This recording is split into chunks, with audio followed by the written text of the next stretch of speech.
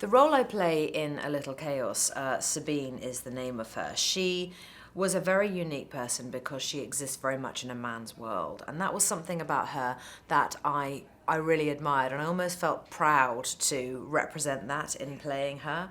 She lives in a time where women really did not work, but it was something that she simply had to do. She didn't have a husband, therefore she didn't have any money. And gardening was something she knew how to do for money, as she says to another character in the story.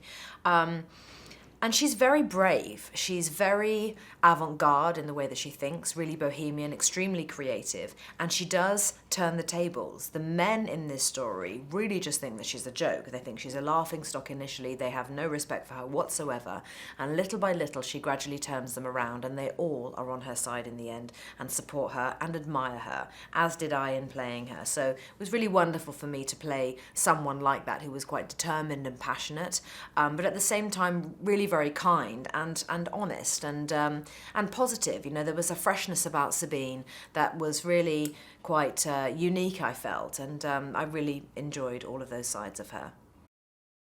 It's been about 15 years or more, I think, actually, since I have done a period film, and it was something that I was really excited about. I wanted to do this film partly because it was a period story, and I felt a little bit, for me almost, it was kind of back to basics a bit. You know, it isn't lots of special effects and, you know, fast pace and loud music. It's a story about people, and it's very gently told. It's extremely accessible. I felt the dialogue was very accessible just for myself, and I don't like that when I read period stories. Sometimes you think, really, what are they saying? And I think people are often very afraid of that, and that wasn't the case with this film at all. And I just was kind of relieved, you know. So it was wonderful being in a period film again, playing an English person again, something I haven't done for quite a long time too. I've played a lot of American roles in the last decade or so, and no, those were, you know, it was really fun to be able to tick those boxes. Working with Alan 20 years after having worked with him on Sense and Sensibility it really was very different, I have to say. You know, it was fantastic to experience working with him as a director, because I just didn't know what that was going to be like. He's really kind, he's very patient, and because he is an actor, of course, himself, you know, he has that level of empathy for what the actor goes through. You know, sometimes you do freak out and you think that you're rubbish and you're not going to be able to do it and you haven't got any new ideas that you've come up with that day, and he was really brilliant with everybody. But for me, you know, I've changed a lot since I was 19 years old on Sense and Sensibility, you know, both on and off the screen, you know, and I think I've definitely learned a lot about film acting and about filmmaking in general, and so to come into making A Little Chaos with a lot more confidence than I had as a 19-year-old, and to be encouraged to share my ideas, and they're very much included by Alan, was really, really fantastic, and it did make me feel much more his equal, I guess, than certainly I ever would have felt on Sense and Sensibility. You know, I wish I could say that I loved gardening. I love gardens, and I love being in them, but I'm just not really very good at it. So it was. I did learn a lot, actually, because I did have to spend some time with a landscape architect who was absolutely wonderful and extremely helpful.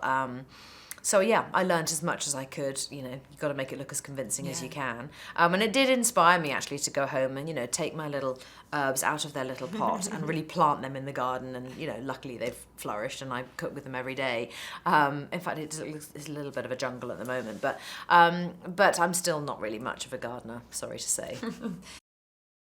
You know, there were many things, I think, that drew me to this project. In particular, the script and how beautiful it was, and as I said before, how accessible the dialogue really did feel.